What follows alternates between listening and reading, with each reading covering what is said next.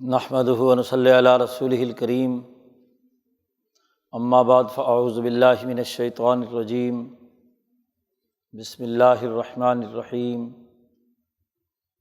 قال اللہ تبارک و تعالی: یا ایھا الناس قد جاءکم برہان من ربکم وانزلنا الیکم نورا مبینا۔ وقال تعالی: افرأیت من اتخذ الہہ ہواہ۔ وقال النبی صلی اللہ علیہ وسلم: کانت بنو اسرائیل تسوسهم الانبیاء کلما ہلک نبی خلفہ نبی آخر الا لا نبی بعدی سیکون خلفاء فیکثرون۔ وقال النبی صلی اللہ علیہ وسلم: لا تزال طائفة من امتی قائمین علی الحق لا یضرهم من خالفهم۔ اللہم ارنا الحق حقا وارزقنا اتباعہ وارنا الباطل باطلا وارزقنا اجتنابہ۔ صدق اللہ مولانا العظیم وصدق رسولہ النبی الکریم۔ معزز دوستو، گزشتہ جمعے میں عرض کیا گیا تھا کہ انبیاء علیہم السلام دنیا میں قوموں کی زبان میں ہی ان کی تعلیم و تربیت کے لیے آتے ہیں۔ کوئی رسول اللہ تبارک و تعالیٰ نے کسی قوم کی طرف نہیں بھیجا مگر یہ کہ صرف اور صرف ان کی زبان میں ان سے گفتگو کرے۔ وما ارسلنا من رسول الا بلسان قومہ۔ قومی زبان میں گفتگو کے مقاصد اور اہداف یہ ہیں کہ اس کے ذریعے سے ان کی تربیت کی جائے، اور تربیت سے متعلق 5 بنیادی امور بیان کیے گئے تھے۔ انبیاء علیہم السلام سب سے پہلے انسانیت کی تعلیم و تربیت میں اس حقیقت کو پیش نظر رکھتے ہیں کہ جب تک کسی سوسائٹی میں صاحب رائے افراد وجود میں نہ آئیں جو ایک اپنی سوچی سمجھی ہوئی رائے رکھتے ہوں، اس وقت تک کوئی قوم اپنے قدموں پر کھڑی نہیں ہو سکتی، کامیابی حاصل نہیں کر سکتی۔ دنیاوی اور اخروی کامیابی کے لیے ضروری ہے کہ اپنی سوچی سمجھی ہوئی ایک صحیح اور درست رائے ہر فرد قائم کرے۔ اسی رائے کا اظہار سب سے پہلے ایمان کی صورت میں ہوتا ہے۔ ایمان تقلیدی معتبر نہیں ہے۔ اللہ کے ہاں جو معتبر ایمان ہے وہ آپ کا اپنے صحیح اور درست رائے کے ساتھ خود فیصلہ کرنا ہے کہ وہ اس بات کا اعلان کرے اور گواہی دے اس بات کی کہ اللہ کے علاوہ کوئی خدا نہیں ہے۔ وہ اس بات کی گواہی دے کہ محمد مصطفیٰ صلی اللہ علیہ وسلم اللہ کے رسول ہیں۔ شہادت بغیر رائے دیے، رائے رکھے ہوئے نہیں ہو سکتی۔ ہر گواہ ایک رائے رکھتا ہے۔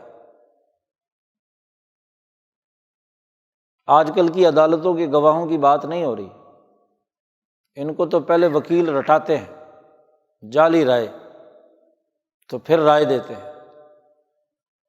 گواہ اور شہادت تبھی ہوگی کہ جب وہ اپنی ایک مستقل رائے کے تحت اس بات کی گواہی دے کہ وہ اللہ کے علاوہ کسی کو نہیں مانتا۔ کلمہ شہادت جسے کہا جاتا ہے، یہ اپنی دلی رائے کا اظہار ہے، جس کا زبان سے بھی اقرار ضروری ہے، دل سے بھی اس کی تصدیق ضروری ہے، اور عقل اور دماغ سے اس کا اذعان بھی ضروری ہے۔ کہ اس کی زبان، اس کا دل، اس کا ذہن اور دماغ تینوں اس بات پر متفق ہوں کہ اس کائنات میں خدائی اور حکمرانی صرف اور صرف اللہ تبارک و تعالیٰ کی ہے، اور اس وقت دنیا میں اللہ کے نمائندے، اللہ کے رسول حضرت محمد مصطفیٰ صلی اللہ علیہ وسلم ہے، جس کی رائے نہیں ہے وہ گویا کہ شہادت نہیں دے رہا۔ کسی نے کہا پڑھ کلمہ، اس نے کلمہ پڑھ لیا، گواہی تو نہ ہوئی۔ وہ پختہ یقین اور اعتماد، اذعان اور یقین جس کے نتیجے میں انسان دینی اعمال دل و جان سے کرتا ہے، وہ تبھی ہوگی جب اس کی اپنی رائے ہو۔ تو انبیاء علیہم السلام سب سے پہلے انسانوں میں اس حقیقت کو پیوست کرتے ہیں کہ وہ اپنے علم و ادراک، حجت و برہان کے ساتھ اپنی ایک مستقل رائے رکھیں، حقائق کا اعتراف کریں، توہمات اور تظلمات سے نجات حاصل کریں، مذمومات، ظنونات اور گمانات سے اپنے آپ کو محفوظ رکھیں، ان کی رائے حقیقت کی عکاس ہو، جذباتیت لیے ہوئے نہ ہو، انتشار فکری کی بنیاد پر نہ ہو، ٹھوس حقائق کی بنیاد پر مستحکم رائے ان کی ہونی چاہیے۔ اور یہ صرف مسلمان کی بات نہیں ہے، تمام انسانوں کو مخاطب کر کے اللہ نے کہا ہے یا ایھا الناس قد جاءکم برہان، اے لوگو تم تمام کے پاس برہان آ گئی تمہارے رب کی طرف سے۔ پیچھے اس صورت میں یہودیوں، عیسائیوں، مشرکین کے مزعومہ اور وہم و تخیل پر مبنی خیالات کا رد کر کے کہ عیسیٰ علیہ السلام کے بارے میں جو انہوں نے غلط تصور قائم کیا ہوا تھا وغیرہ وغیرہ، تو پھر اس نے کل انسانیت کو مخاطب کیا ہے، یہودی ہو، عیسائی ہو، ہندو ہو، کوئی بدھ ہو، آتش پرست ہو، یا بظاہر اپنے آپ کو مسلمان ہی کہتا ہو، منافق ہو، تمام کو مخاطب کر کے کہا ہے کہ قد جاءکم، تمہارے پاس تمہارے رب کی طرف سے، من ربکم، تمہارے پاس برہان آ گئی ہے۔ برہان کسے کہتے ہیں؟ مفسرین کہتے ہیں کہ برہان سے مراد حجت اور دلیل ہے، یا برہان سے مراد حضرت محمد مصطفیٰ صلی اللہ علیہ وسلم ہے، وہ نبی جو وحی الہی کی بنیاد پر ایک مستحکم اور مضبوط رائے، عقیدہ، نظریہ، سوچ، فکر رکھتے ہیں، وہ برہان ہے۔ حجت اور دلیل اور برہان کے لیے چیزوں کا درست خطوط پر مشاہدہ کرنا، صحیح اور درست علم حاصل کرنا ضروری ہوتا ہے۔ شہادت اس وقت تک ممکن نہیں ہوتی جب تک کہ آپ نے مشاہدہ نہ کیا ہو، آپ کا علم و ادراک وہ درست نہ ہو، اس وقت تک رائے نہیں بنتی۔ رائے کے لیے ضروری ہے کہ آپ کی معلومات کس نوعیت کی ہیں۔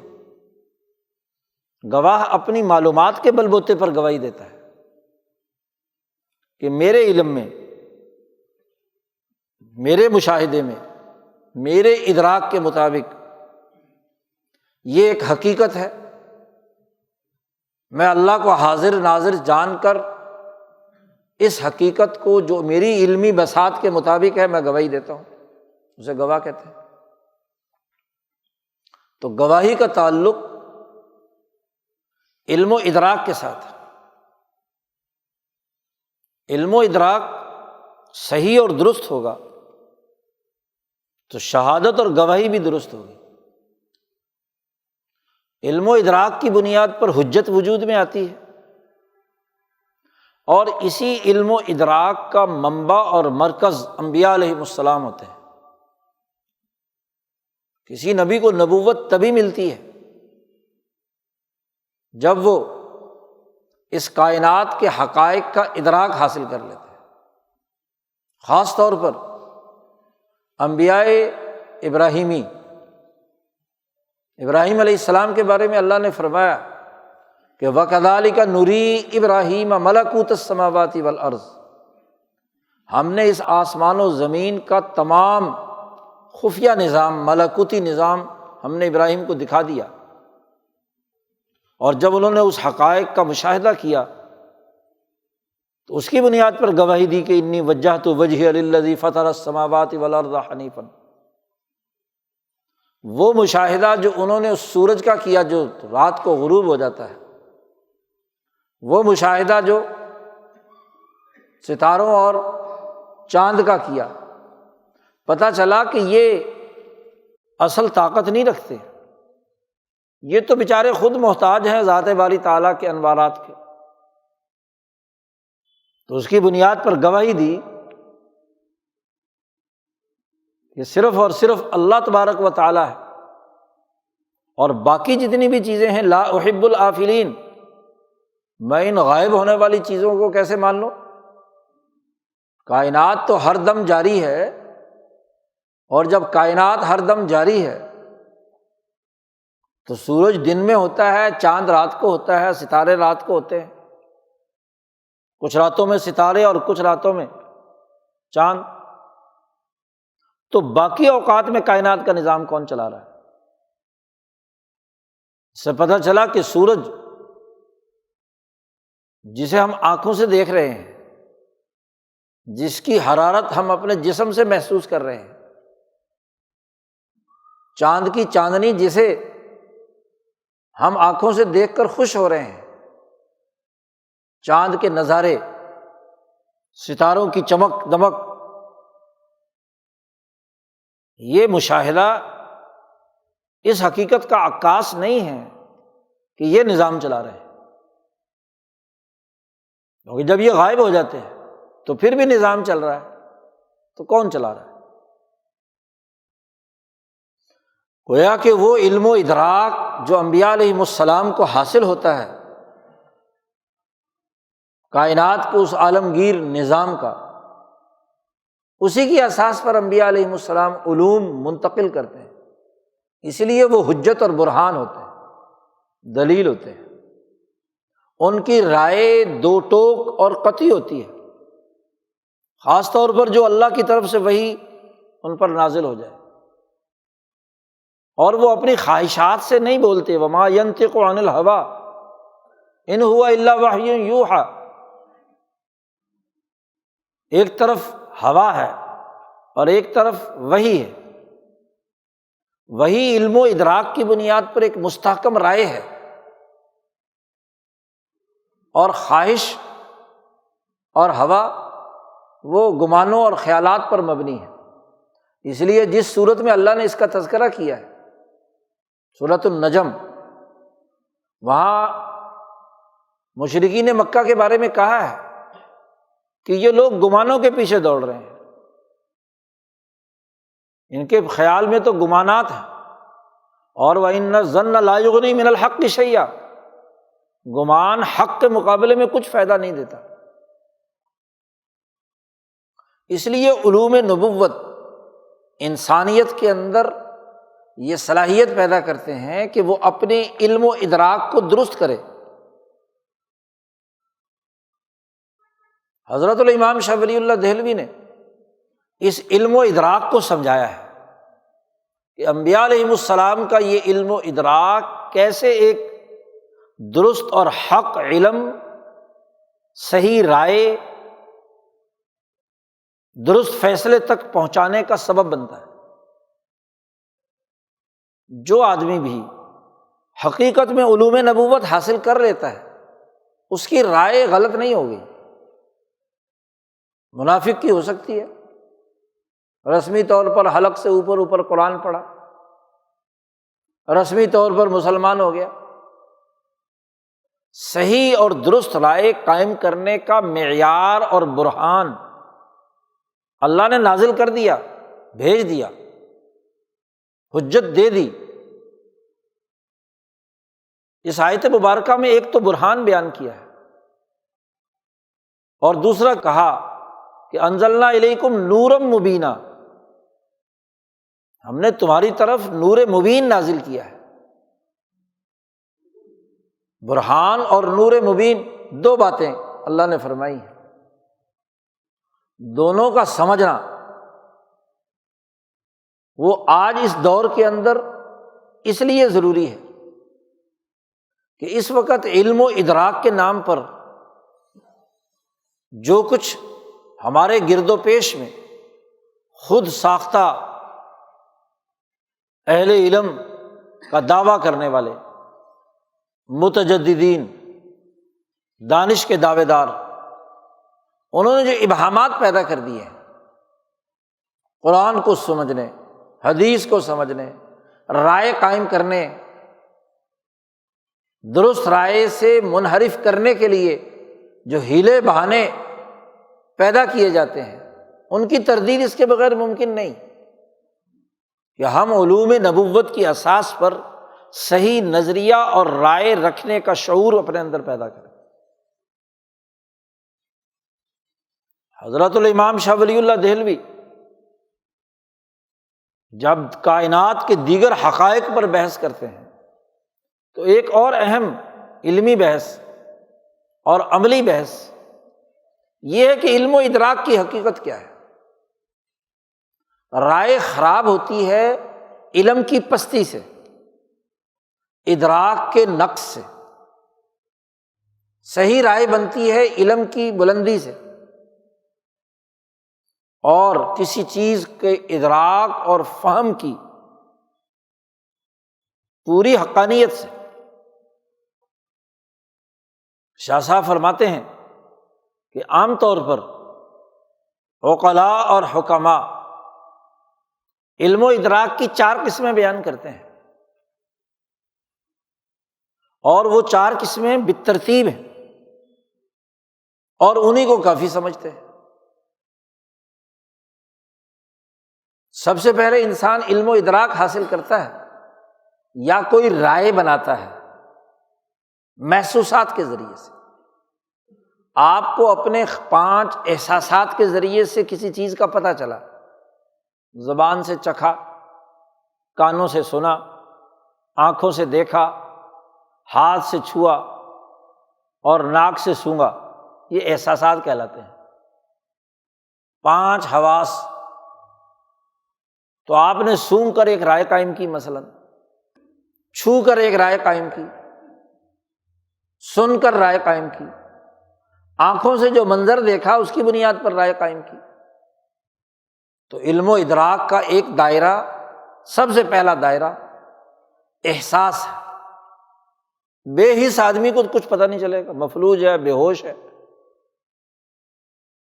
لیکن جس کے یہ تمام 5 احساسات، حواس خمسہ جنہیں کہا جاتا ہے، وہ کام کر رہے ہیں، تو اس کی بنیاد پر کسی چیز کا ادراک کرتا ہے۔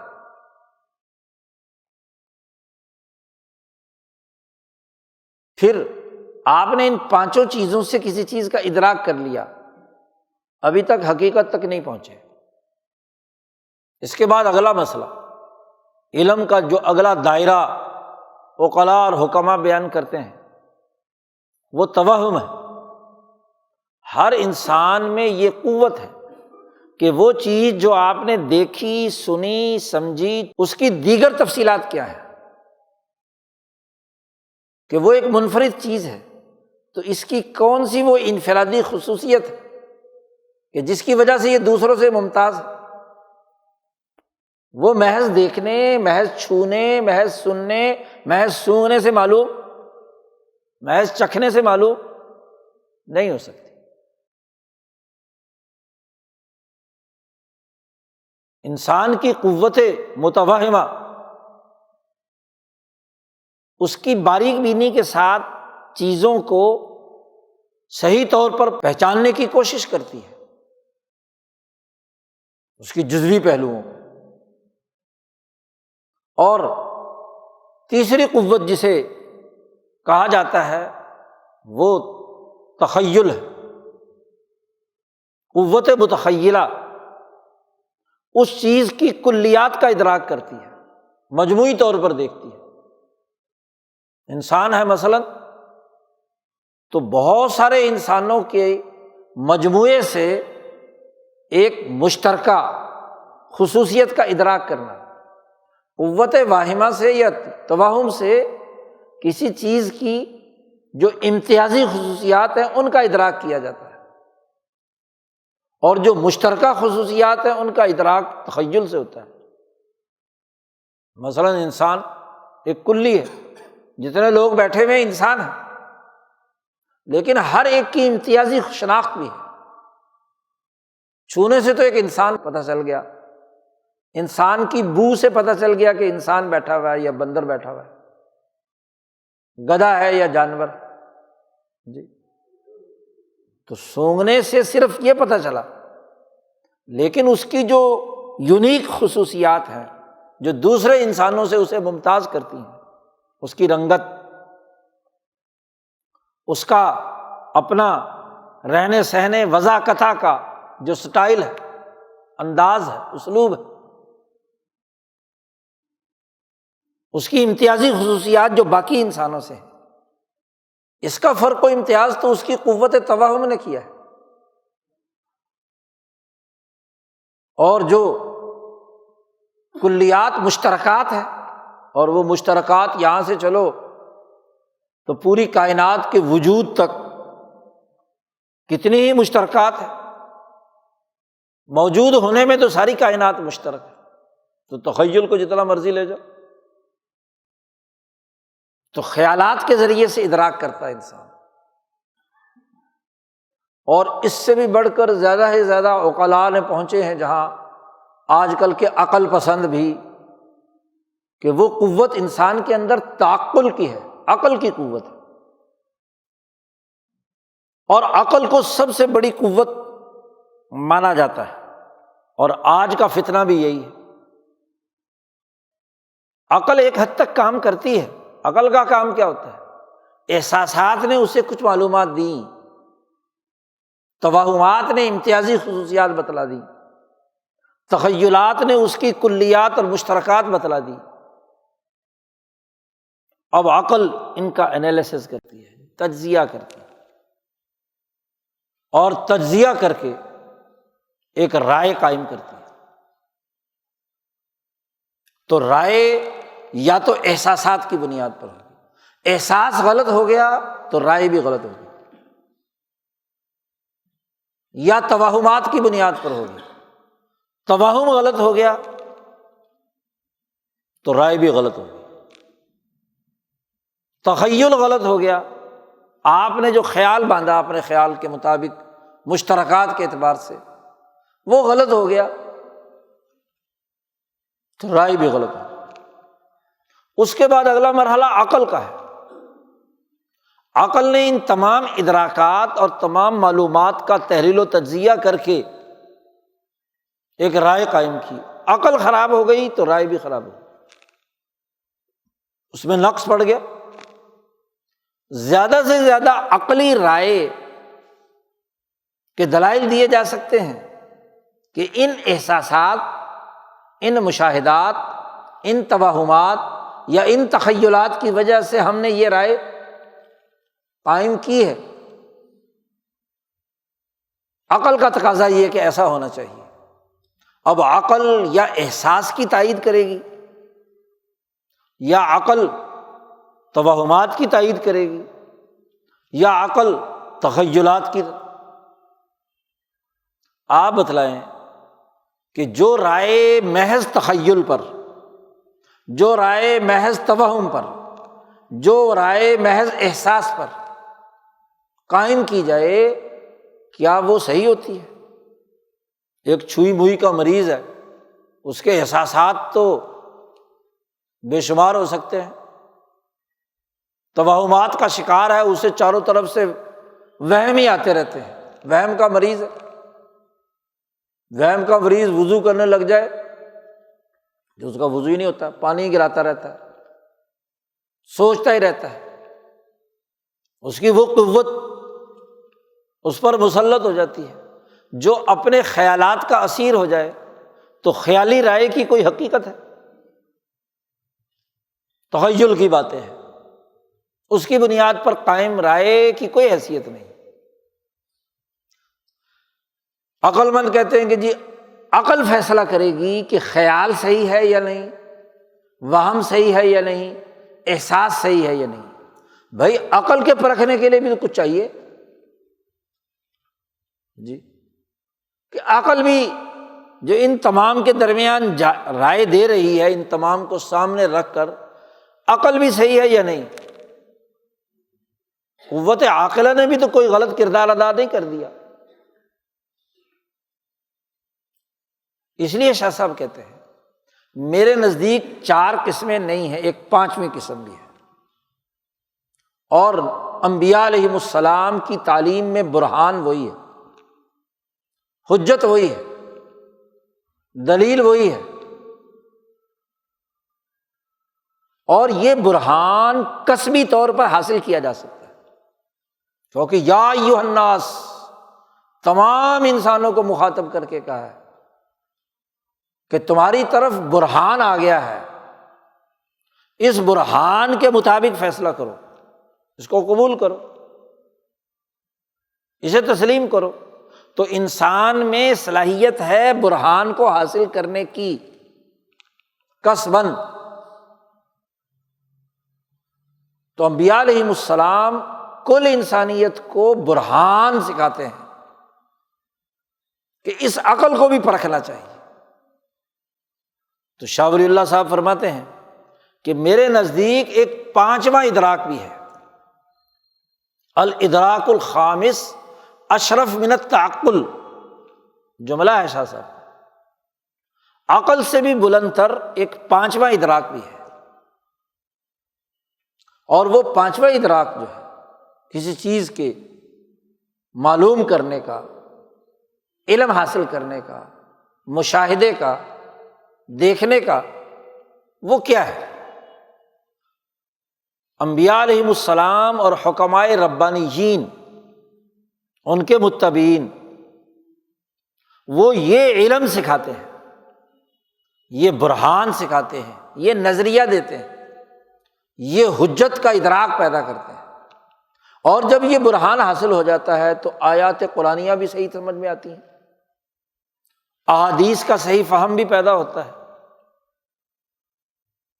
اور ایسا فرد اپنی سوسائٹی میں صحیح رائے قائم کرنے کی اہلیت اور صلاحیت بھی حاصل کر لیتا ہے کہ سوسائٹی میں انسانی مسائل کیا ہیں، اس دور کی عصری ضروریات کیا ہیں، اس دور کے سیاسی، معاشی، سماجی تقاضے کیا ہیں، اس کا ادراک حاصل کر لیتا ہے۔ شاہ صاحب نے کہا دیکھو سب سے بڑا برہان تو یہ ہے اس بات پر کہ انسانیت کا اگر ہم مطالعہ کریں تو انسان میں بنیادی طور پر 2 قوتیں ہیں، ایک قوت عاقلہ جس سے وہ چیزوں کا ادراک کرتا ہے، سمجھتا ہے، علم حاصل کرتا ہے، معلومات لیتا ہے، اور دوسری اہم ترین قوت انسان کے اندر وہ قوت عاملہ ہے کہ جس کی بنیاد پر انسان کوئی عمل کرتا ہے۔ اگر باتیں صرف عقلی ہوں، جن کا عملی زندگی سے کوئی تعلق نہ ہو، تو یہ عقل ناقص نہیں تو اور کیا ہے؟ کیونکہ محض عقل، محض تخیل، محض توہم، محض احساس سے تو دنیا میں کوئی کام نہیں ہوتا۔ احساس، توہم، تخیل اور عقل کے بعد جب تک انسانی وجود کوئی عمل نہیں کرتا، تو اس وقت تک دنیا میں کوئی نتیجہ نہیں نکل سکتا۔ ایک میڈیکل سائنس کے طالب علم نے علم حاصل کیا، اپنے احساسات کے ساتھ بھی، اپنے توہمات کے ساتھ بھی، اپنے تخیل سے بھی اور اپنی عقل سے بھی، تو کیا مریض ٹھیک ہو جائیں گے؟ جی، کتابیں پڑھ لی، علم حاصل کر لیا، عقلی طور پر بڑا ہی سمجھدار ہے، کسی وکیل صاحب نے قانون رٹ لیا اور عقلی فہم بھی حاصل ہو گئی، کسی مولوی صاحب نے کتابیں رٹ لی، فقہی قوانین اور احادیث اور آیات یاد کر لی، تو خود بخود عمل ہو جائے گا۔ بھائی ہم انسان اسے کہتے ہیں کہ جو اس علم آنے کے بعد اس تخیل، تعقل، توہم اور احساس کے بعد اپنی قوت عاملہ کو بروئے کار لائے، عمل کرے۔ عمل سے زندگی بنتی ہے، جنت بھی جہنم بھی۔ عمل کے بغیر دنیا میں کچھ ہوتا ہے؟ اب انسان کے اندر ایک قوت عاملہ ہے، یہ نام نہاد عقل پرستوں کا سب سے بڑا المیہ یہ ہے۔ شاہ صاحب کہتے ہیں فلاسفہ یونان سے لے کر آج کے جدید ملاحدہ تک جی کہ یہ عقل کے پیچھے لٹ لیے پھر رہے، بس عقلی بات، اور عقل نے اگر غلط فیصلہ کر دیا تو عمل بھی غلط ہو جائے گا۔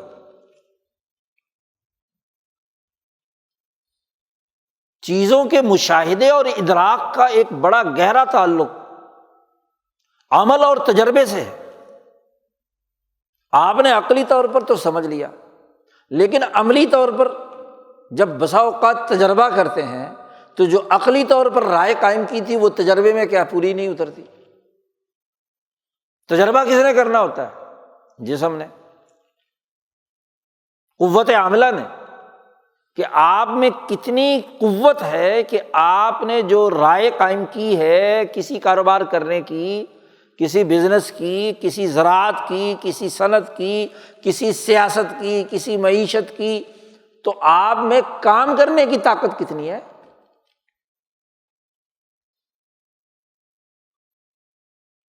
سر انجام کیسے دیں گے؟ یا تمناؤں اور آرزوؤں کی بنیاد پر ایک خواہش پال لی،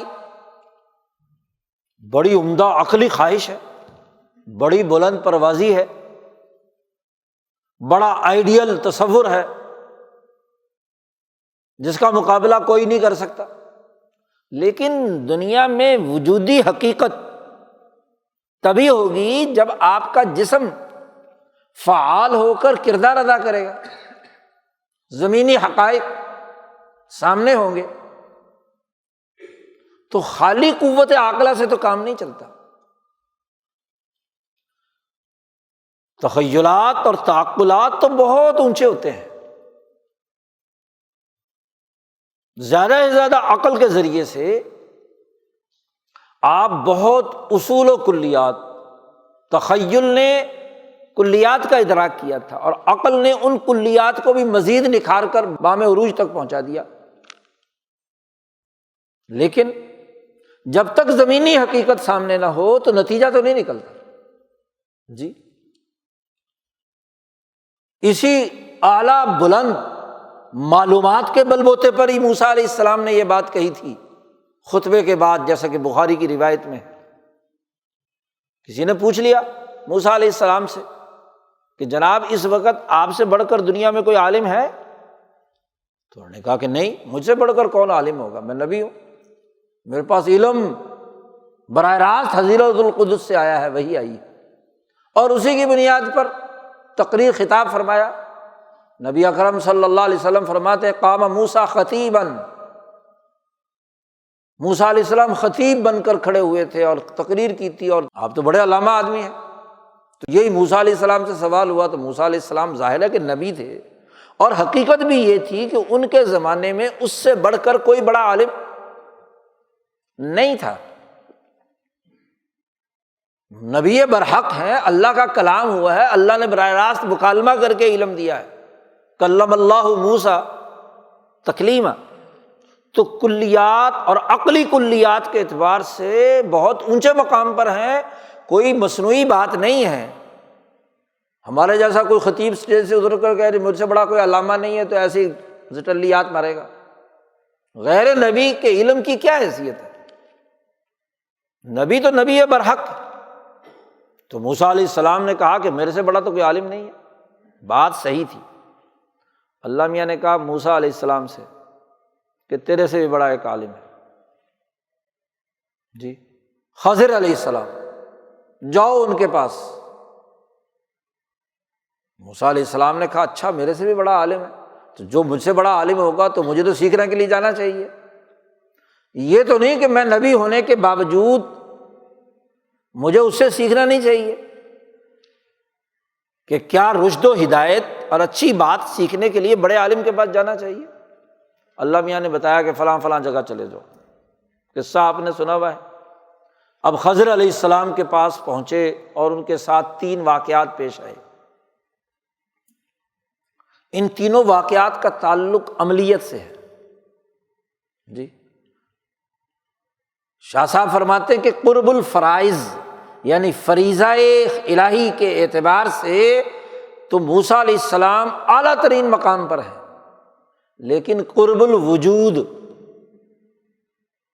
جو خضر کے پاس تھا کہ زمینی اور وجودی حقیقت کیا ہے جس کا تعلق عمل سے ہے، عملی تجربات سے ہے، تو تینوں واقعات میں خضر علیہ السلام نے ان تمام عقلی کلیات، مثلاً موسیٰ علیہ السلام کے ذہن میں عقلی کلیات کے مطابق کیا تھا کہ عدل ہونا چاہیے۔ جی تو انہوں نے دیکھا کہ بغیر کرائے کے کشتی میں ہمیں سوار کرایا ہے، تو ان کے ساتھ احسان ہونا چاہیے، نہ کہ کشتی توڑنا شروع کر دو، تو ظلم ہے یہ تو اس ظلم پر نبی جو اعلیٰ ترین علم رکھ رہے ہیں وہ کہتے ہیں کہ یہ ظلم کیوں کیا تم نے؟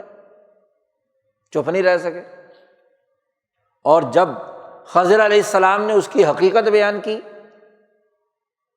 تو انہوں نے کہا کہ یہ جو عقلی کلیہ لیے پھر رہے ہیں نا آپ عدل کا، اس کی عملی حقیقت یہ ہے، اب بتاؤ یہ ظلم ہے یا عدل ہے؟ قوت عملیہ اس کے ادراک بھی ہونا چاہیے اس کے ساتھ ساتھ۔ موسیٰ علیہ السلام کو اللہ نے خضر کے ذریعے سے یہ بات سمجھائی کہ عملی مسئلہ یہ ہے کہ یہ کشتی جہاں جا رہی ہے وہاں ایک ظالم رہتا ہے، یہ کشتی صحیح سالم اور نئی ہوگی تو وہ چھین لے گا، اس کے ظلم سے بچنے کے لیے حکمت عملی یہ ہے کہ اس کو عیب ناک کر دیا جائے۔ اردت ان اعیبھا، میرا ارادہ ہوا کہ میں اس کو عیب ناک کر دوں۔ دونوں تینوں واقعات میں یہی معاملہ ہے۔ امام شاہ ولی اللہ فرماتے ہیں کہ یہ وجودی حقیقت ہے، اور وجودی حقیقت کا تعلق عملیت سے ہوتا ہے۔ انبیاء علیہم السلام قلب الفرائض کے بہت اعلیٰ مقام پر ہوتے ہیں۔ تو جب موسیٰ علیہ السلام کو یہ عملی حقیقت سامنے آئی، موسیٰ علیہ السلام اور ان کے بعد جتنے بھی انبیاء آئے انہیں وہ عملی حقیقت بھی ساتھ بتلائی گئی۔ اسی لیے انبیاء علیہم السلام اگر اپنے علم اور اپنی عقل کے مطابق ہی بات کریں تو عام انسانوں کے لیے تو بڑا مشکل ہو جائے گا۔ اس لیے انبیاء علیہم السلام عام انسانوں میں رہتے ہیں، اس کے عملی پہلو دیکھتے ہیں، اور عملی پہلوؤں کی بنیاد پر ہی وہ نظام تشکیل دیتے ہیں جس سے عبادت متوازن ہو جائے، سیاست درست ہو جائے، معیشت صحیح ہو جائے،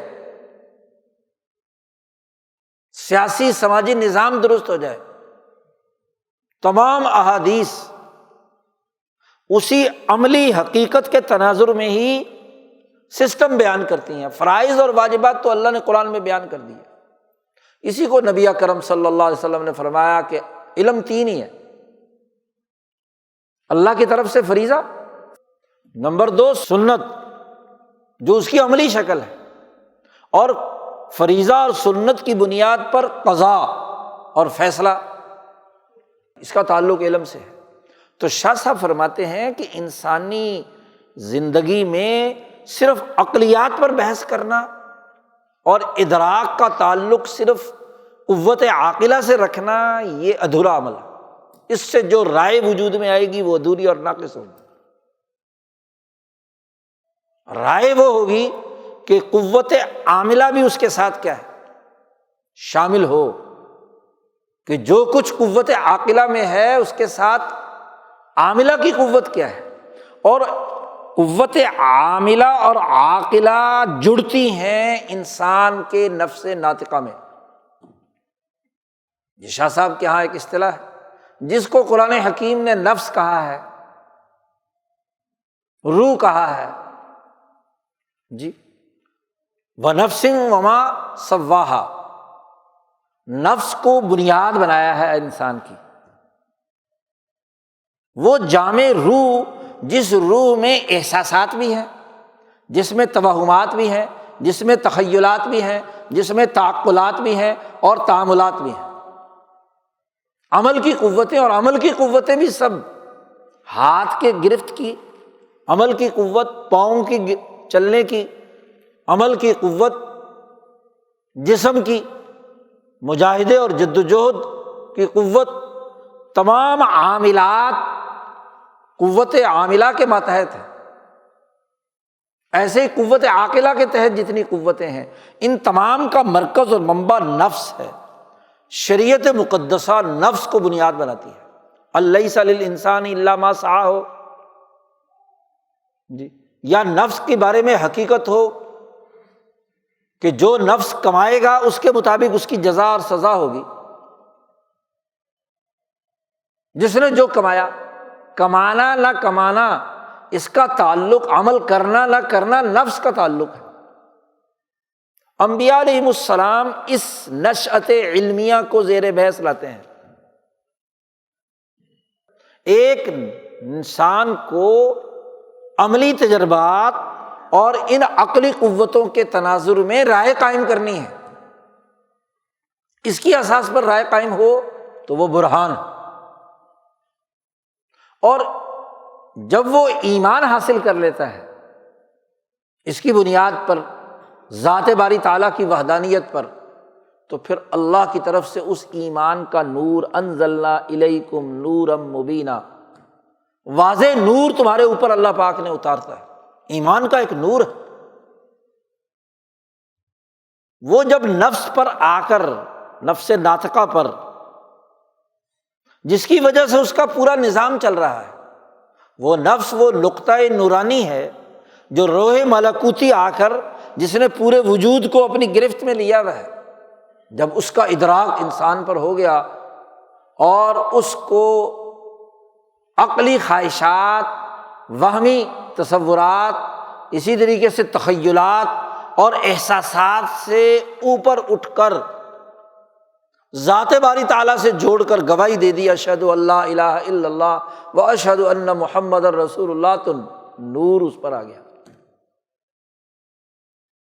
وہ نور قرآن بھی ہے، وہ نور خود نبی بھی ہیں، نور وہ جو ان کے سینوں سے آگے منتقل ہوا، انوارات الہیہ، وہ تم پر نازل کیا۔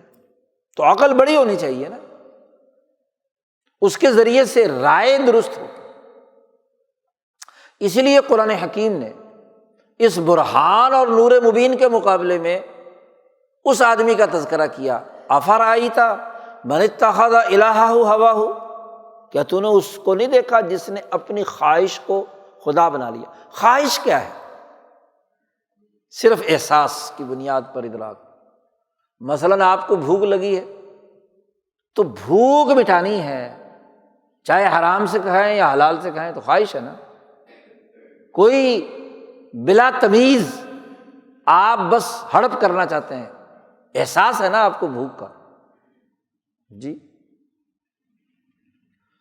آنکھوں کو لذت حاصل ہو رہی ہے کسی چیز سے، حلال ہے یا حرام ہے، تو خواہش ہے نا، جتنی مرضی بڑھا لو، چھونے کی خواہش، دیکھنے کی خواہش، سننے کی خواہش وغیرہ وغیرہ، یا زیادہ سے زیادہ اس سے بڑھ کر جزیات کے اندر منہمک ہو گئے تو توہمات کی بنیاد پر آرا ہے نا۔ اس لیے شاہ ولی اللہ صاحب اپنی کتابوں میں اکثر ذکر کرتے ہیں ان نام نہاد عقلاء کے بارے میں کہ وہم ظلمانی، وہم نورانی کی بات نہیں ہو رہی۔ وہم تو ایک قوت عقل اچھی ہے، لیکن اس قوت کے اندر جب صرف خواہش پیدا ہو جائے تو ظلمانی ہے۔ اس لیے کہتے ہیں کہ جہاں نفس کے تقاضوں کے تناظر کے بغیر کردار ادا کیا جا رہا ہے، نفس ناطقہ کے تقاضوں کو سامنے نہیں رکھا جا رہا، تو وہ ہمیں ظلمانی ہے کہ بات جزوی طور پر دیکھی اور اس کی امتیازی خصوصیات کو پہچان کر اسی کو سب کچھ بنا لیا۔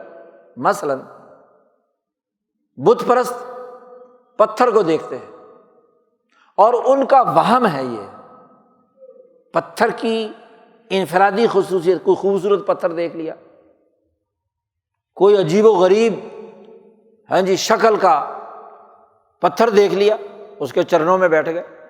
وہم ہے نا، وہم ہے کہ آگ آتی ہے تو بستیوں کو جلا دیتی ہے تو اگنی دیوتا ہو گیا، وہم ظلمانی ہے نا جی۔ سیلاب آیا، اس نے بستیوں کی بستیاں اجاڑ دی، انہوں نے کہا ہو یہ گنگا جمنا جو ہے یہ تو خدا ہے جی، پانی دیوتا ہے، تو وہم ظلمانی ہے نا، وہم ہے نا۔ پانی کا خدا ہونا، آگ کا خدا ہونا وہم ظلمانی ہے، یا کسی کے خیالات میں کوئی چیز ہے۔ نفسیاتی مریض جتنے بھی ہوتے ہیں یا وہم کے مریض ہوتے ہیں یا خیال کے مریض ہوتے ہیں، اور خیال اور وہم مل جائیں تو پھر وہ عجیب و غریب شکلیں ان کے گرد و پیش میں آتی ہیں، کہیں چڑیل بنی ہوئی ہے، کہیں جن آ رہا ہے، کہیں پتہ نہیں کیا ہو رہا ہے، کہیں کچھ ہو رہا ہے، تخیلات ہیں۔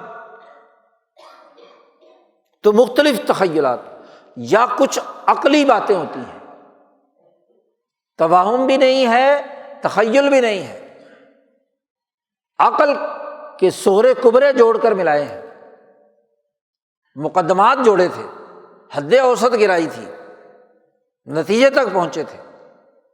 تو بھائی عقلی اور منطقی مقدمات کا بھی تو جائزہ لینا ضروری ہے نا۔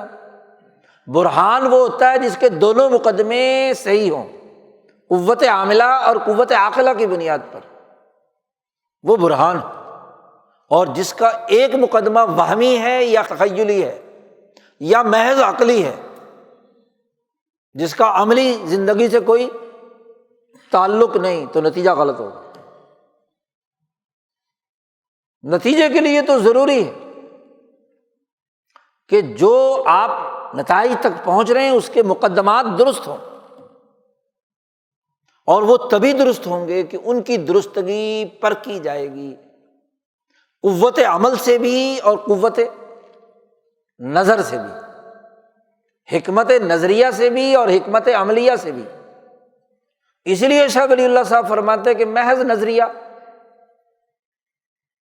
یا نظری حکمت اور محض عملی عمل بغیر کسی نظریے کے کام کرتا پھر رہا ہے، دونوں غلط ہیں۔ اور سورۃ فاتحہ میں دونوں کی حقیقت بھی بیان کر دی۔ مولانا سندھی فرماتے ہیں کہ محض نظریہ اور عقل مغضوب علیہم، عمل کچھ نہیں کرتے۔ ضالین وہ ہیں جو عمل تو خوب کر رہے ہیں لیکن کوئی نظریہ نہیں ہے۔ اب اس سے معلوم ہوا کہ انبیاء علیہم السلام رائے بناتے ہیں کہ اس کائنات کے حقائق کے سلسلے میں اپنے نفس ناطقہ کے تقاضوں سے انسان گرد و پیش کا ادراک کر کے رائے بنائے۔ اب آئیے آپ سماجی یا قومی تعمیر و تشکیل کے تناظر میں تہذیب نفس کے لیے یہ ضروری، اسی طرح تعلیم و تربیت سیاست مدینہ اور قومی نظام کے لیے بھی ہے۔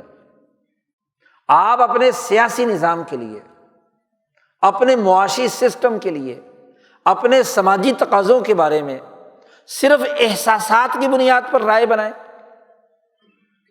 بیچارہ ایک کمزور دیہاتی غریب آدمی اس کے احساسات ہی ہوتے ہیں نا، ان احساسات کی بنیاد پر وہ اپنی ضرورتوں کا اظہار کرتا ہے اور رائے رکھتا ہے کہ میرا یہ مسئلہ ایسے حل ہو جائے گا۔ مثلاً ایک مزدور بھی کہتا ہے کہ جی نظام بڑا خراب ہے، ایک کسان بھی کہتا ہے نظام بڑا خراب ہے، اور اس کے نزدیک اس کا حل یہ ہے کہ اسے اس دن کی اگر مزدوری مل گئی تو نظام ٹھیک ہے، اور اگر اس دن کی مزدوری نہ ملی تو نظام خراب ہے۔ جتنی بیچارے کے پاس احساس ہے کہ روٹی پیٹ میں چلی گئی تو سسٹم ٹھیک ہو گیا، روٹی نہیں گئی تو اس نے کہا، تو اب یہ محسوسات یا احساس کی بات ہے، کسی کے خیال میں محض وہم ہے تو وہم کی بنیاد پر کوئی رائے قائم کی ہے، توہمات کی بنیاد پر، کسی کے ذہن میں تخیلات کی بنیاد پر رائے قائم ہے۔ تو ہم اپنی سیاسی معاشی زندگی یا اپنی اجتماعیت کی تشکیل کے لیے جو رائے بنا رہے ہیں، اس رائے کی اساس کیا ہے؟ غلامی کے زمانے میں انگریز سامراج نے آپ پر جو چیز مسلط کی، جس علم و ادراک کو یہاں کے نظام تعلیم کے ذریعے سے اپنے دماغوں میں ڈالا گیا، آپ کے دماغوں میں، وہ یا احساسات ہیں یا توہمات ہیں یا تخیلات ہیں اور یا صرف تعقلات۔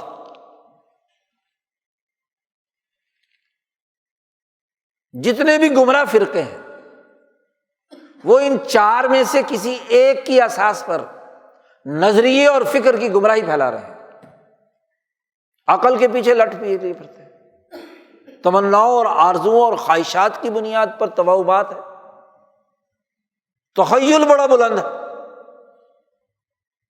عملی حقیقت سامنے نہیں۔ بھلا دنیا میں خلافت عثمانیہ ختم ہو کر دنیا کے تمام اسلامی ملکوں میں جو ایک ملک تھا 60 ملک بنا دیے، اور بنانے والی سامراجی طاغوتی قوتیں 4-5 جو کفر پر قائم ہیں اور ظلم پر قائم ہیں، بھلا ان کی موجودگی میں یہ تخیل کہ کوئی ان کی ماتحتی میں ایسی ریاست قائم کی جا سکتی ہے جہاں اسلام نظام نافذ ہوگا، تو اس سے بڑا وہم ظلمانی کیا ہو سکتا ہے؟ اس سے بڑا محض خیالی پلاؤ اور کیا ہو سکتی ہے؟ قومی ریاستیں دنیا بھر میں بن رہی ہیں، قومیں بیدار ہو رہی ہیں اپنے اپنے حقوق کے لیے۔ قومی حکومتوں کی تشکیل کے زمانے میں خیال ڈال دیا، آرزو پیدا کر دی، تمنا بنا دی، خواہش پیدا کر دی، اور پھر اس خواہش کو خدا بنا لیا۔ افرأیت من اتخذ الہہ ہواہ، خواہش پیدا کر دی، پھر وہ خواہش بیچنے کا پورا عمل، کبھی روٹی کپڑا مکان کے نام پر، کبھی اسلام کے نام پر، کبھی کیا نام ہے تبدیلی کے نام پر، کبھی اسلام کے نام پر، خواہشات ہے نا۔ تو سیاسی رائے خراب کر دی جو وہم و گمان پر مبنی ہے، جس کا نفس کی قومی ضرورت اور خصوصیت سے کوئی تعلق نہیں، کہ کیا انسانی نفوس قرب الفرائض اور قرب الوجود کے تناظر میں فریضہ الہیہ جو انبیاء کی طرف سے آیا اور جو عملی حقیقتیں ہیں، اس کے باہمی ملاپ سے نفس انسانی کی کامیابی کا راستہ کیا ہے؟ جن علماء ربانیین نے یہ راستہ بتلایا، ان پر طرح طرح کے الزامات لگائے گئے، جھوٹ بکا گیا، پروپیگنڈا کیا گیا، الزام تراشی کی گئی۔ انہوں نے کہا بھئی انسانوں کو دیکھو، اس خطے کے انسانوں کی حالت کو دیکھو، دنیا بھر کے غلاموں کی حالت کو دیکھو، یہاں اس حکمت عملی میں کیا کام کیا جا سکتا ہے؟ اب آپ بتاؤ، خضر علیہ السلام کہہ رہے ہیں کہ کشتی جہاں جا رہی ہے وہاں ایک ظالم بادشاہ رہتا ہے، تو کشتی کو اس کے ظلم سے بچانا ہے،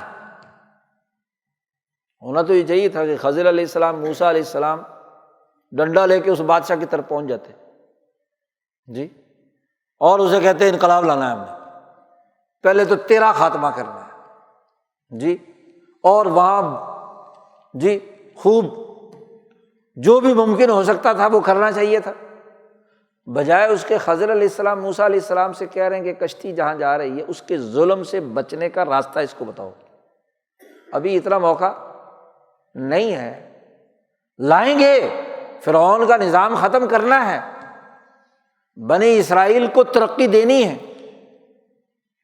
کامیابی کے کام کرنے ہیں، لیکن اس وقت کی صورتحال، معروضی صورتحال، وجودی صورتحال یہ ہے کہ وہ ظالم بادشاہ موجود ہے، تو ان یتیم مسکینوں جن کی کشتیاں ہیں ان کو ہاں جی ان کے رحم و کرم پر چھوڑ دیا جائے،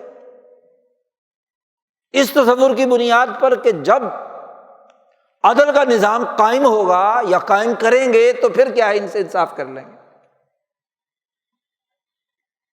تو حکمت عملی اور حکمت نظری عقلی یا قرب الفرائض اور قرب الوجود جو شاہ صاحب اصطلاح استعمال کرتے ہیں، اس کے تناظر میں دونوں کی ملاپ کی بنیاد پر رائے قائم ہوگی نا جی، دونوں کی اساس پر بات ہوگی۔ تو بھائی معروضی حقیقت کیا ہے؟ معروضی حقیقت یہ کہ دنیا بھر کی اقوام اپنے قومی تقاضوں سے اپنے مسائل حل کرنے کے لیے کردار ادا کر رہی ہیں، اور نمونہ موجود ہے کہ قومی بقا کے ساتھ ترکی نے اپنی حفاظت کی۔ اگر وہ تخیلات کے پیچھے دوڑتا تو ترکی نام کا ملک، ترکی نام کی قوم باقی نہ رہتی۔ قوم کی حفاظت کی نا، اور قوم کی حفاظت کی ان کی زبان کے ذریعے سے، ان کے مسائل کو سامنے رکھ کر۔ اب جن لیڈروں نے قوم کے قومی مسائل سامنے رکھ کر قومی فیصلے کیے، آج وہ باقی ہیں، اور جنہوں نے اس وجودی حقیقت کا نظر انداز کر کے محض خیالات کے بانس پر لوگوں کو چڑھا دیا، تمناؤں اور آرزوؤں کی بنیاد پر کیا ہے لوگوں کو ہانکنا شروع کر دیا، آج اس کا نتیجہ یہ ہے کہ 75 سال گزرنے کے باوجود نہ ادھر کے رہے نہ ادھر کے رہے، نہ خدا ہی ملا نہ وصال صنم، قومی شناخت بھی فنا ہو گئی اور اسلام بھی نافذ نہیں ہوا۔ تو تخیلات کے پیچھے دوڑنا غلط رائے تو وہ ہے کہ جو اس نفس ناطقہ کی ضروریات کے تناظر میں ہو، اس کی اساس پر کہ قوم کی ضرورت اس وقت کیا ہے، اس وقت ضرورت قوم کی آزادی، اور آزادی کی اساس پر اپنا قومی نظام بنانا، یہ ضرورت۔ آج دونوں غائب، غلامی آزادی کے نام پر، اور اسی طرح اس آزادی کی اساس پر جو قوم بننی چاہیے تھی وہ قوم بننے کا عمل بھی ختم۔ اس سے بڑھ کر رائے کی خرابی اور کیا ہو سکتی ہے؟ اور پھر 75 سال کا تماشا دیکھیے، سیاسی پارٹیاں ورکروں کی رائے بنانے کے بجائے تخیلات، توہمات، خواہشات، تمنائیں اور آرزویں بیچتی ہیں، اور ہم یہاں کے لوگ ان کے پیچھے دوڑتے رہتے ہیں۔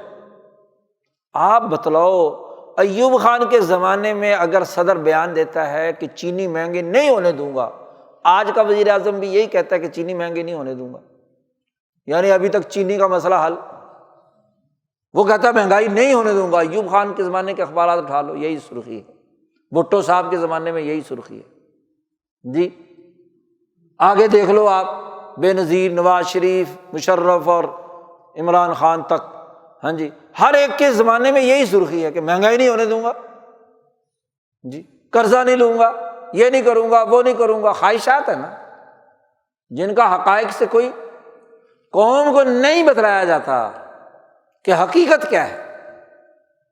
ہمارا بینک کیوں مجبور ہے؟ بڑی خواہشات پالی جا رہی ہیں کہ جی IMF کے قبضے میں دے دیا۔ آج پتہ چلا تمہیں وہ تو 1946 میں دے دیا تھا جی۔ بھلا بین الاقوامی نظام میں جہاں ایک پورا نظام اقوام متحدہ کے زیر سایہ عالمی طاقتوں نے بنا لیا، موافق اور مخالف، روس، چین، امریکہ، برطانیہ، فرانس،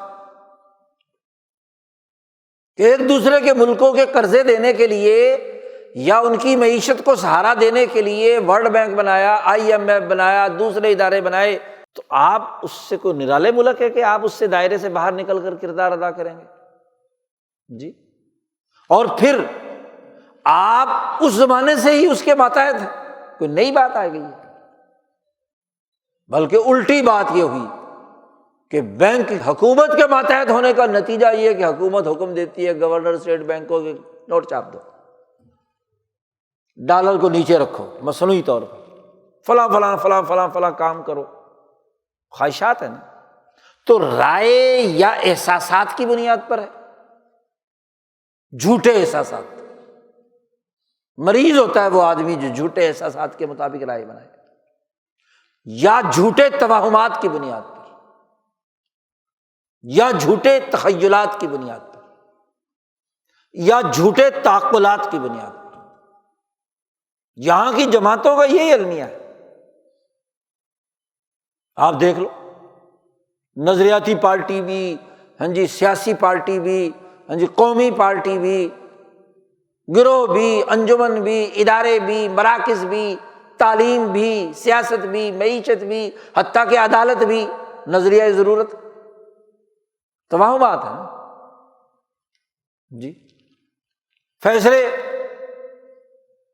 ان چار کی بنیاد پر ہوتے ہیں، احساسات کی بنیاد پر، جہاں جی جاتا ہے احساس کو آگے لے آتے ہیں، جہاں جی جاتا ہے توہمات کو لے آتے ہیں، جہاں جی جاتا ہے تخیلات کو سامنے لے آتے ہیں، جہاں جی جاتا ہے اپنی خود ساختہ عقل سامنے آ جاتی ہے۔ انسان کی ضرورت کیا ہے؟ نفس ناطقہ کی، انسانی روحوں کے مسئلے کیا ہیں جس میں اس کی قوت عاملہ اور قوت عاقلہ دونوں راحت پائیں، اطمینان پائیں۔ اس اطمینان کا نظام قرآن بیان کرتا ہے، رسول اللہ صلی اللہ علیہ وسلم بیان کرتے ہیں، صحابہ بیان کرتے ہیں، تابعین بیان کرتے ہیں، اولیاء اللہ بیان کرتے ہیں، حکمائے ربانیین بیان کرتے ہیں، کہ وہ اس حقیقت کو واضح کرتے ہیں کہ نفس انسانی کی ضرورت اس دور میں سیاسی طور پر کیا ہے، طریقت کے لیے کن امور کی ضرورت ہے، شریعت کے احکامات کی پاسداری کیسے ممکن ہے، ان اصولوں کو سامنے رکھ کر قوم کی ترقی کیسے کی جا سکتی ہے۔ تو قوم کو ترقی دینے کے لیے باقاعدہ صحیح اور درست رائے وہ ہوگی جو ایک انسان کی انسانی ضرورتوں کے مطابق ہوگی،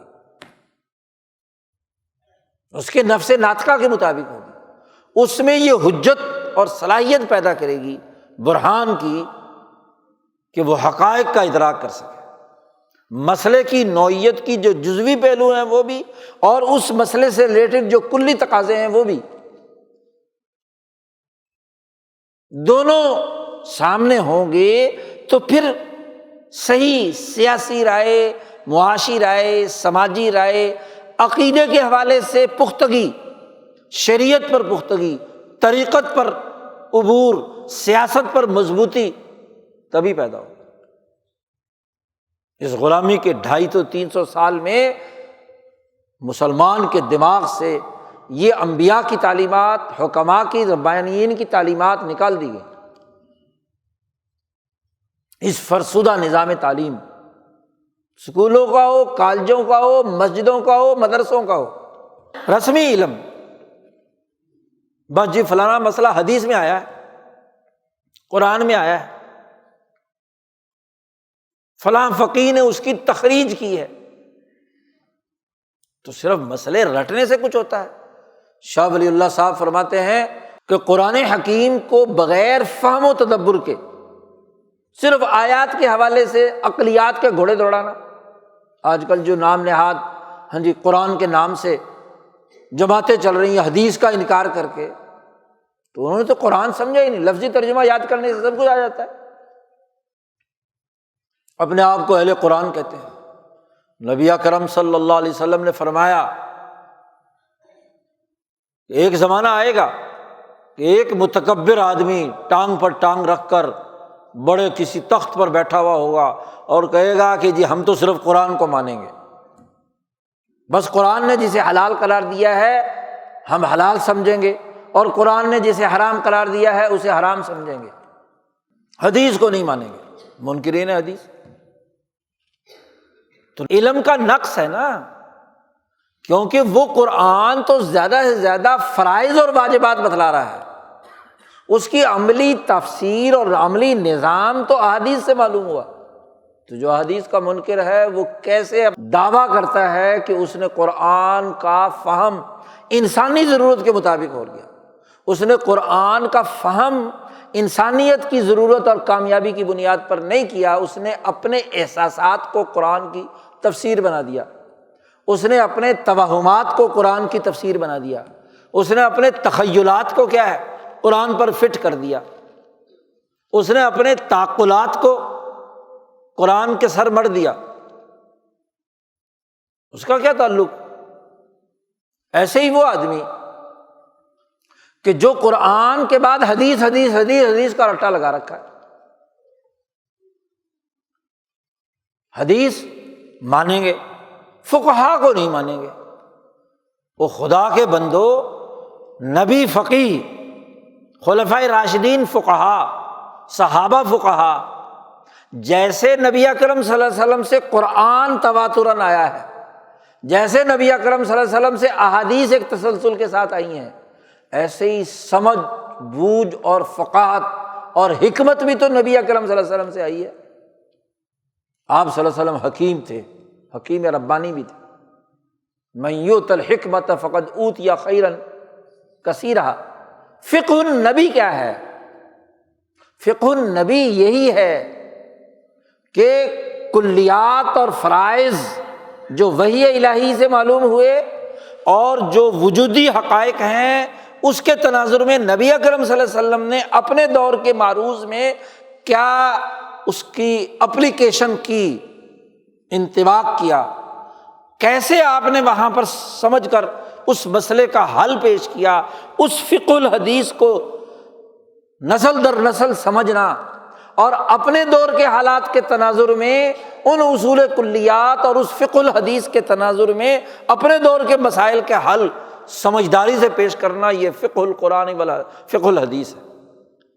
یہ بھی تو نبی کا علم ہے، اور اس کا تعلق نفس سے ہے۔ اس لیے فقہ کی تعریف امام اعظم امام ابو حنیفہ نے کی۔ ان سے پوچھا فقہ کسے کہتے ہیں؟ آپ فقہ کی بات کرتے ہیں، یا تو قرآن ہے یا حدیث ہے۔ انہوں نے کہا معرفت النفس ما لہا وما علیہا۔ فقہ کی تعریف کی کہ انسانی نفس کے لیے کیا چیز بہتر ہے اور کیا چیز نہیں، یہ معرفت حاصل کرنا یہ فقہ ہے۔ اور اس فقہ کا تعلق شریعت کے مسائل سے بھی ہے، اس فقہ کا تعلق فقہ السلوک، فقہ الطریقت سے بھی ہے، فقہ الروح سے بھی ہے، اور اس فقہ کا تعلق فقہ سیاست اور معیشت سے بھی ہے کہ انسانی نفس کو سیاست کی ضرورت بھی ہے۔ ساسا موسیٰ علیہ السلام کے بارے میں شاہ صاحب فرماتے ہیں ساسا بنی اسرائیل سیاستاً حسنتاً۔ نبی اکرم صلی اللہ علیہ وسلم نے فرمایا بنی اسرائیل کی سیاست ان کے انبیاء کرتے۔ تو فقہ السیاست بھی تو ہے، فقہ الطرق بھی تو ہے، شرع اور منہاج بھی تو ہے۔ تو عقل کے پیچھے لٹ لیے پھر صرف قرآن کے نام پر حدیث کا انکار کریں گے، یا حدیث کے نام پر فقہ الحدیث اور فقہ القرآن کا انکار کریں گے؟ حالانکہ یہی فقہ القرآن و حدیث، کتاب و سنہ، یہی انسان کی قوت عاملہ اور قوت عاقلہ کا نور ہے جو نبی اکرم صلی اللہ علیہ وسلم سے منتقل ہوا۔ حکمائے ربانیین، فقہائے امت کو، فقہا محدثین کو، فقہائے صوفیہ کو، فقہائے سیاسیین کو، جی جو سیاست کرتے رہے، تو یہ فقہ السیاست کیا ہے، فقہ الشریعہ کیا ہے، فقہ الطریقت کیا ہے، اس کا تعلق نفس سے ہے۔ امام صاحب نے، امام ابو حنیفہ نے بڑی واضح تعریف کر دی، یہ نفس کی اساس پر جو علم ہے یہ ادراک خامس ہے جو اشرف من التعقل، اس کی اساس پر علوم نبوت سمجھے جاتے ہیں۔ اس لیے شاہ صاحب نے جب علوم نبوت سمجھائے تو پہلے یہ بنیاد بنائی جی کہ علم اور ادراک کی جو مروجہ تعریف ہے اس کے دائرے سے نکل جاؤ پہلے، پھر اگلی بات کرنا۔ اگر تم اپنے تخیل میں، اپنے توہم میں، اپنے خیال کے مطابق جو علم کی تعریف اور ادراک کی تعریف ہے اس کے تناظر میں علوم نبوت سمجھنے کی کوشش کرو گے تو ٹھوکریں کھاؤ۔ آج کا المیہ یہی ہے کہ رائے درست طور پر نہیں قائم ہو رہی کیونکہ علم درست نہیں ہے، علم و ادراک کی نوعیت درست نہیں ہے۔ تو یہ انبیاء کا کتنا بڑا اونچا کام ہے کہ وہ اپنی قوم کو انہی کی زبان میں ان کو ایک صحیح اور درست رائے قائم کرنے کا طریقہ اور سلیقہ سکھاتے ہیں، اور پھر اس کی اساس پر ان سے کہتے ہیں شہادت دو۔ ایسی رائے وہ شہادت ہوگی جس کو کہتے ہیں جی ووٹ بڑی شہادت ہے۔ ووٹ تو شہادت تب ہوگی کہ جب رائے آزاد ہو، جب رائے 1000 روپے پہ بکے، ووٹ شناختی کارڈ لے لو، غریب آدمی کو 1000 روپیہ دو تو ووٹ آپ کو دے دے گا، تو رائے بک گئی نا۔ اس کی رائے کا تعلق تو 1000 روپے کے احساس کے ساتھ جڑا ہوا ہے یا خیال کے ساتھ جڑا ہوا ہے کہ چونکہ ووٹ سائیں کو دوں گا تو 1000 روپیہ ملے گا، موٹر سائیکل ملے گا، فلاں فلاں، تو رائے ہوئی ہے۔ اس رائے کی بنیاد پر جو بندہ منتخب ہو کر جائے گا وہ حقیقی نمائندہ، جھوٹ ہے، فراڈ ہے۔ اس لیے وہ بعد میں پوچھتا بھی نہیں۔ لوگ کہتے ہیں جی ہمارا نمائندہ تھا، ہمیں پوچھا نہیں اسمبلی میں جا کر۔ پوچھے کیوں؟ تمہیں تو پیسے دے کر گیا وہ، اور یا جنہوں نے اسے منتخب کرنا تھا ان کو پیسے دے کر آیا ہے، تمہارا کیا تعلق ہے؟ تو رائے بنانا یہ بڑی بنیادی بات، انبیاء علیہ السلام اس کی تربیت کرتے ہیں۔ جو آدمی سچا پکا مسلمان ہونا چاہتا ہے، قرآن کا فہم حاصل کرنا چاہتا ہے، قومی ترقی چاہتا ہے، تو اس معیار پر اپنی رائے درست کرے۔ وہ رائے جو تخیلات، توہمات، احساسات، محض تعقلات کی بنیاد پر ہو، اس کو جھٹکے، ایک نظریہ ہو، ایک سوچ ہو جس کا تعلق حکمت نظری اور حکمت عملی دونوں کے ساتھ، انسانی نفس کی ضروریات اور نفوس کی ضروریات اور قوم کی مجموعی ضروریات سے ہو۔ اسی کی بنیاد پر وہ حقیقت ہے جسے شاہ صاحب فرماتے ہیں کہ آرائے کلیہ والے لوگ ہی سوسائٹی کے لیے نفع بخش ہوں گے۔ رائے کلی کیا ہے؟ کہ انسانی نفس میں یہ ادراک خامس کی بنیاد پر رائے ہو، وہ رائے کلی ہے۔ اور جو اس ادراک خامس کی بنیاد پر نہیں ہے وہ رائے جزئی ہے، وہ رائے جزئی اسیر ہے احساس کی، توہم کی، تخیل کی اور تعقل کی۔ اسی کو اللہ پاک نے ہوا کہا ہے جی، خواہش قرار دیا ہے۔ اسی کے بارے میں کہا کہ نبی جب گفتگو کرتے ہیں وما ینطق عن الہویٰ، وہ خواہش، احساس، توہم، تخیل، تعقل کی بنیاد پر نہیں ہے، وحی یوحیٰ ہے جو اللہ نے علم ان کے نفس ناطقہ پر نازل کیا ہے تجوز طبیعی کے طور پر۔ شاہ صاحب یہ اصطلاح استعمال کرتے ہیں وحی کے لیے، جو ان کی قوت عاقلہ اس کے ذریعے سے پورا صبغۃ اللہ ومن احسن من اللہ، اس پورا وجود، پوری طبیعت اس کے رنگ میں رنگی گئی، تو وہ رائے ہوتی ہے، تو وہ رائے اہمیت رکھتی ہے۔ وحی الہی اللہ کی طرف سے وہ مستحکم اور قطعی رائے ہے جو اللہ نے انسانیت کی فلاح و بہبود کے لیے بطور حکم کے محمد مصطفیٰ صلی اللہ علیہ وسلم پر نازل کی، اور پھر اس کا عملی نظام اس وحی غیر مطلوب کے ذریعے سے نبی اکرم صلی اللہ علیہ وسلم نے انسانیت کے سامنے رکھا، اور وہ جو نور مبین دیا، فقہ الحدیث، فقہ القرآن، فقہ المعاملات، تو وہ نور مبین، وہ فہم، اس نور مبینی کے بارے میں حضرت علی رضی اللہ تعالیٰ عنہ نے فرمایا او فہم اعطیہ رجل مسلم، کہ وہ فہم جو کسی مسلمان آدمی کو عطا کیا جاتا ہے، یہ نور ہے، نور مبینہ۔ تو آج یہ سمجھ فہم کچھ نہیں۔ امام شاہ ولی اللہ دہلوی اور ان کی ولی اللہ سلسلے کے علماء ربانیین یہ نور منتقل کرتے ہیں۔ جی شاہ عبدالعزیز نے منتقل کیا، سید احمد شہید، شاہ اسماعیل شہید نے، شاہ اسحاق صاحب نے، سید الطائفہ حاجی امداد اللہ مہاجر مکی، حضرت نانوتوی، حضرت گنگوہی، شیخ الہند مولانا محمود حسن، شیخ الاسلام حضرت مدنی، حضرت سندھی، مفتی کفایت اللہ، یہ اولو العزم لوگ جو حکمائے ربانیین کی حکمت ربانیہ کی اساس پر شریعت، طریقت اور سیاست میں ایک مستحکم اور مضبوط رائے رکھتے ہیں۔ کامیابی کا راستہ یہی ہے کہ ان انبیاء، اولیاء اور حکماء کی رائے کو سمجھ کر رائے سازی کی صلاحیت اپنے اندر پیدا کی جائے، رائے کا شعور حاصل کیا جائے، رائے بنائی جائے جو کل انسانیت کی، پوری قوم کی، پوری اجتماعیت کی، پورے انسانی نفس کی تہذیب کے لیے ضروری اور ناگزیر ہو، ورنہ تو زوال کے علاوہ اور کچھ نہیں ہے۔